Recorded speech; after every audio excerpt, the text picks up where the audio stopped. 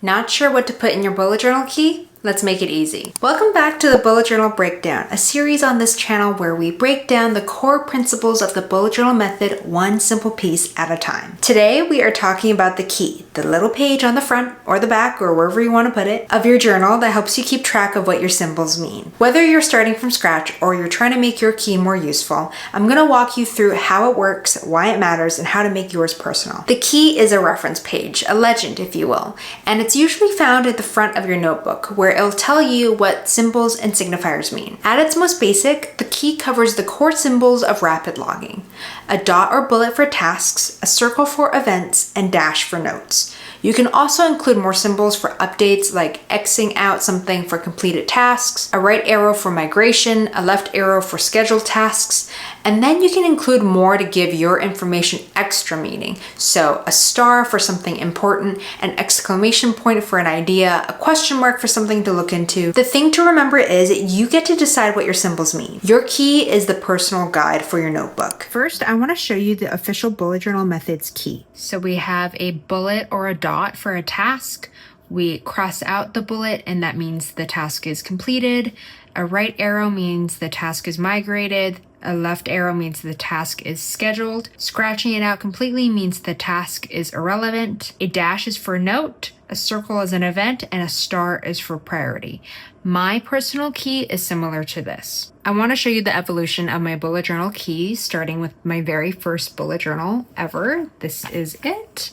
I started bullet journaling in my first year of university, and I just used whatever notebook I had lying around at home. And this is what the key looks like. You can see here that I pretty much followed the exact same key as the original bullet journal method's key is. I also included the number of squares going horizontally and vertically down the page so that it would be easier for me to make tables and charts and whatnot. After this one, I moved on to using Leuchtturm 1917 notebooks, and I kept my key in the front of the notebook. However, I think for this notebook specifically, I put my key on, the right page, which I wouldn't do again.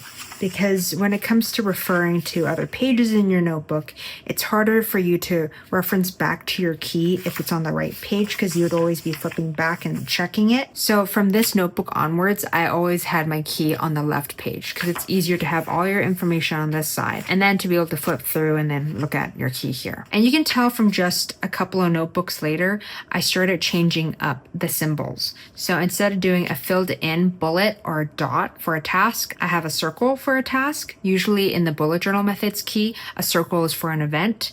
And then I changed the event symbol to a triangle.